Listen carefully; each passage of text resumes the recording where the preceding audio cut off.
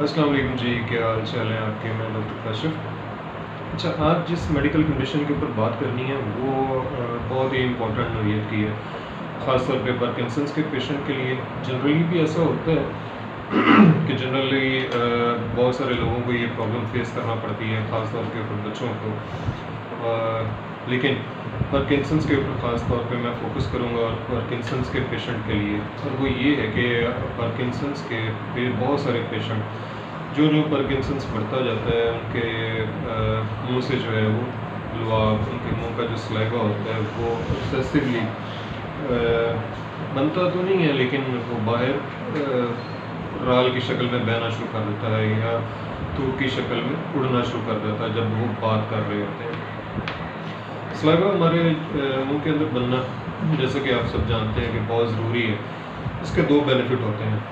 एक तो ये कि जब हमारे हम मुँह में कोई नवाला या कोई लुक़मा रखते हैं तो ये उसको लुब्रिकेट करता है, उसको चबाने के अंदर उसको नरम करता है और उससे निकलने में जो है ना वो हेल्प आउट करता है।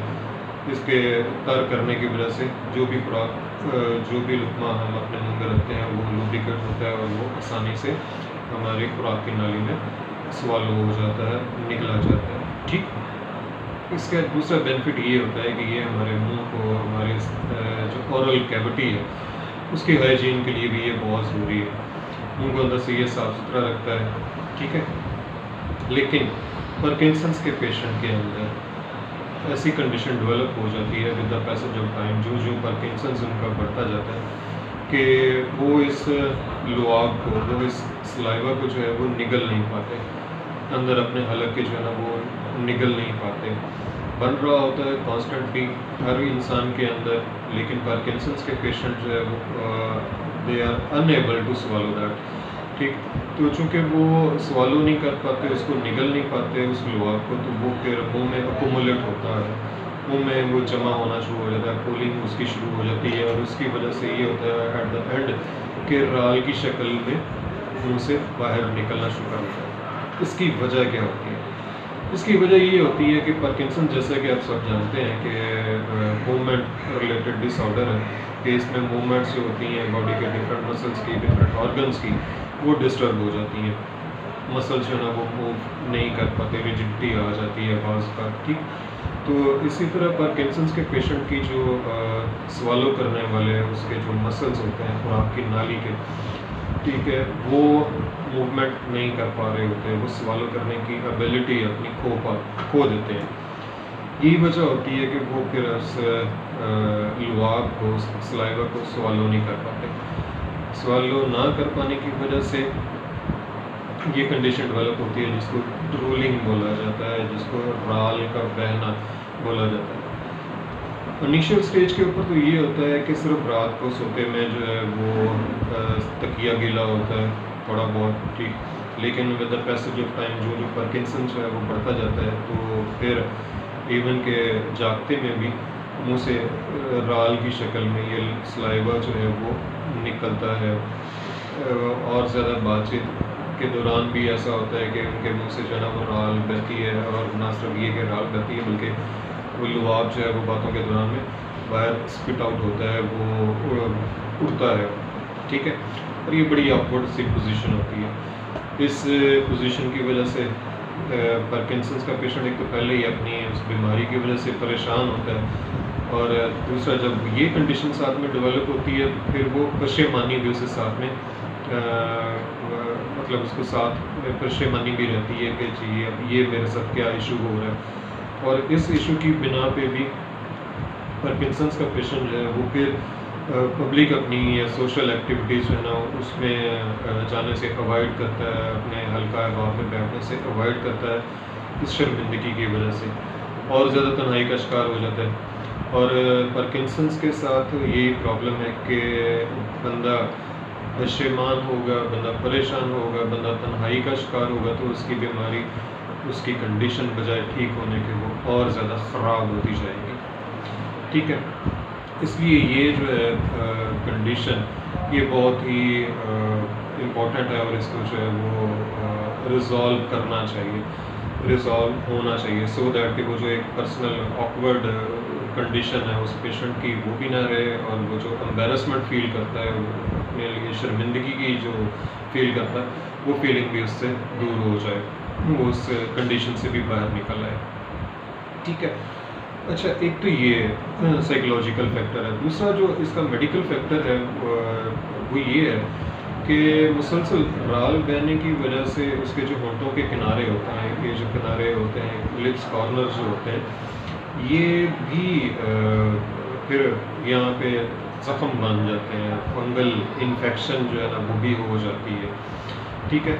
और जब ये ऐसी कंडीशन डेवलप होती है तो फिर उस बंदे का बोलना, उस पेशेंट का बोलना, उसका खाना पीना, ये सारी चीज़ें, बातचीत करना, ये सारी चीज़ें डिस्टर्ब होती हैं। वो प्रॉपर तरीके से बोल नहीं पाता और प्रॉपर तरीके से खा नहीं पाता।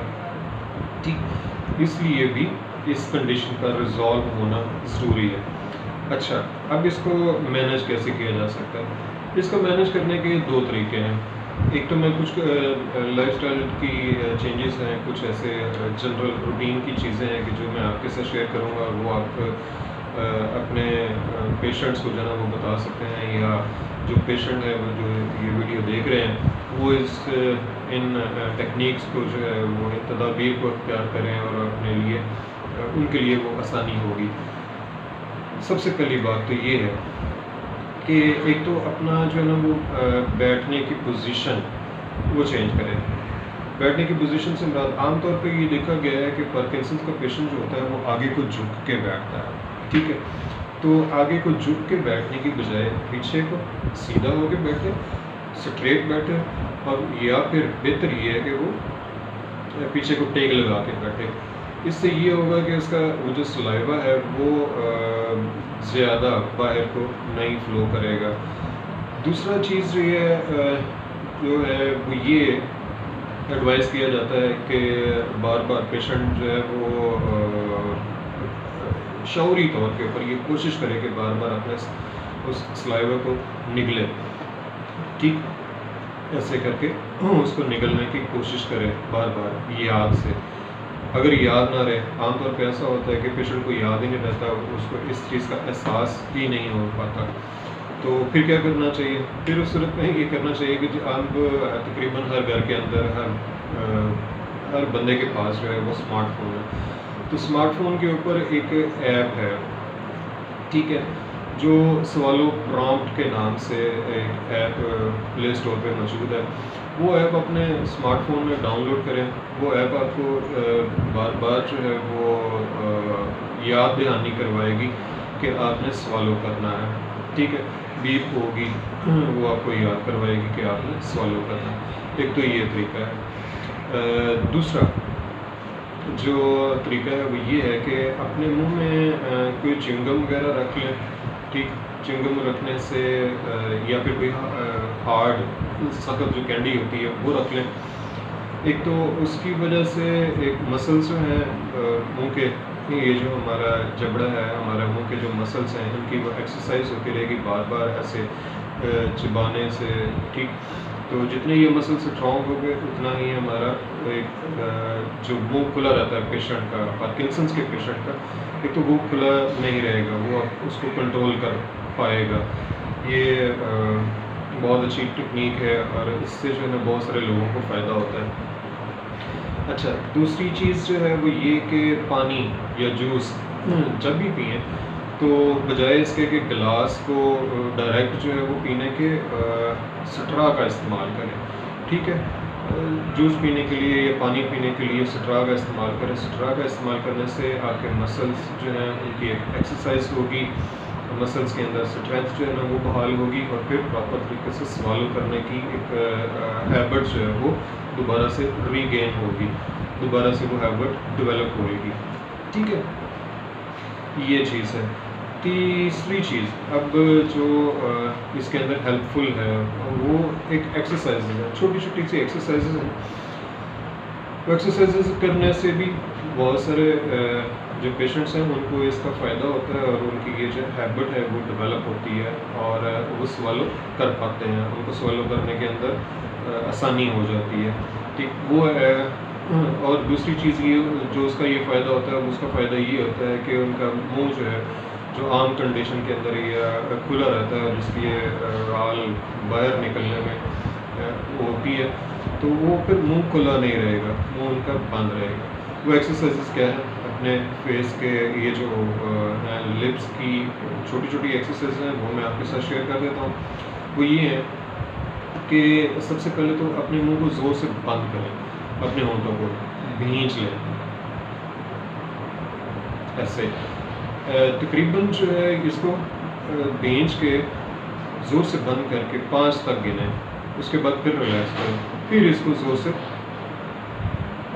दबा लें। ठीक, ये एक्सरसाइज जो है ये तकरीबन 5 से 7 बार एक सेशन के अंदर जो है ना वो लाजमी करें, दिन में 3 दफ़ा ऐसा ज़रूर करें। एक ये है। दूसरा ये है कि एक बड़ी सी स्माइल उसकी शक्ल के अंदर अपने होंठों को लेके ऐसे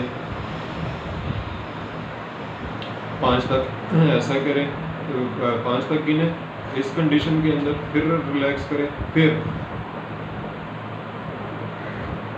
रिलैक्स 5 से 7 बार ये एक्सरसाइज जो है अपने होंठों को ये ज़रूर करवाएं। तीसरी एक्सरसाइज वो ये है कि सीटी के अंदाज में अपने होंठों को बंद करें, ऐसे जैसे सीटी है, या फिर जैसे हम किसी चीज़ को स्ट्रा से जो है ना वो पी रहे हैं, सीटी बजा रहे हैं, वो इस कंडीशन के अंदर, उस कंडीशन के अंदर भी 5 से 7 मिनट जो है ना वो आप रहें, अपने होंठों को इसी कंडीशन के अंदर रखें, फिर रिलैक्स करें, फिर सीटी की अंदाज में अपने होंठों को लेके आएँ और फिर दोबारा से ये एक्सरसाइज भी 5 से 7 बार एक सेशन के अंदर करें। इससे आपके होंठ जो हैं इनकी एक्सरसाइज होएगी, ये स्ट्रेंथन होंगे। ठीक है, ये इसका फ़ायदा होगा। अच्छा, अब आते हैं कि इसकी मेडिकल जो है वो सोल्यूशन क्या है। मेडिकल सोल्यूशन इसका होम्योपैथिक के अंदर बहुत सारी ऐसी मेडिसिन्स हैं कि जो दी जा सकती हैं according to patient's need, according to patient के भी, patient to patient, person to person vary करता है। लेकिन जो जनरल जो है मेडिसिन्स जो इस काम के लिए, जो इस प्रॉब्लम के लिए, ड्रूलिंग को ख़त्म करने के लिए या जो मसल्स हैं उनको वापस अपनी फंक्शनिंग के अंदर लेके आने के लिए इस्तेमाल होती हैं, उनमें वेरी फर्स्ट ऑफ ऑल जो है वो होम्योपैथी की मेडिसिन है, एलियन स्टाइवा है, फिर एनाकार्डियम है, फिर एंटीमोनियम क्रूड है। ये वो मेडिसिन्स हैं। इसके साथ साथ ब्राइटा कार्ब भी है, इसके अलावा बर्बरस वल्गैरिस भी है, ब्राइटा म्योर भी है, फिर मर्कसॉल एक बहुत अच्छी रेमेडी है, इसके अलावा नेट्रम म्योर।